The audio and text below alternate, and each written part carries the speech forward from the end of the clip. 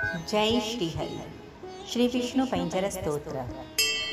हरिरुवाच प्रवक्ष्याम्यधुना ह्येतत् वैष्णवं पैञ्जरं शुभं।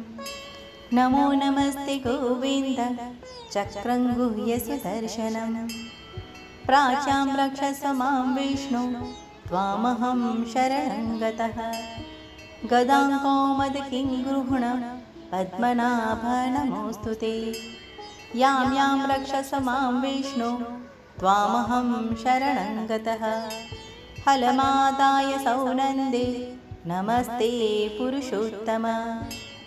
प्रतीच्यां रक्ष मां विष्णु त्वामहं शरणं गतः।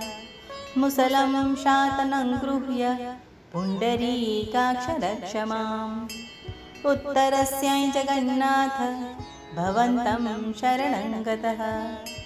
खड्गमादाय चर्माथ अस्त्रशस्त्रादिकं हरे। नमस्ते रक्ष रक्षोघ्न ईशान्यां शरणं गतः। पाञ्चजन्यं महाशङ्खम् अनुभूष्यै च पङ्कजम्। प्रगृह्य रक्ष मां विष्णु आग्नेयां रक्ष सूकर। चन्द्रसूर्यं समागृह्य खड्गै चान्द्रमसं तथा। नैऋत्यां च रक्षस्व दिव्यमूर्ते नृकेसरीं।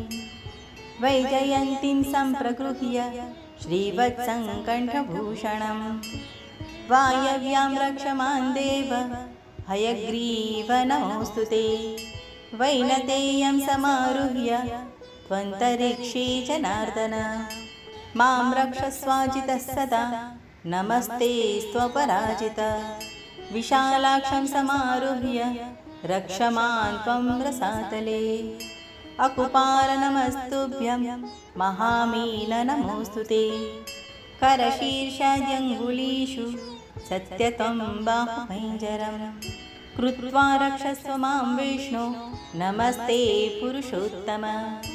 एतदुक्तं शङ्कराय वैष्णवं पैञ्जरं महत्। पुरा रक्षार्थमीशान्यः कात्यायन्या वृषध्वज। नाशयामास सायेन चामरान् महिषासुरम्। दानवं रक्तबीजं च अन्याश्च सुरकण्टकान्। एतज्जपन्नरो भक्त्या शत्रून् विजयति सदा। एतज्जपन्नरो भक्त्या शत्रून् विजयति सदा। शत्रून् विजयति सदा।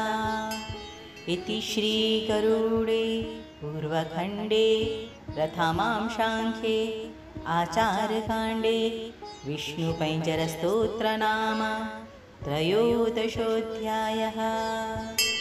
जय श्रीहरि।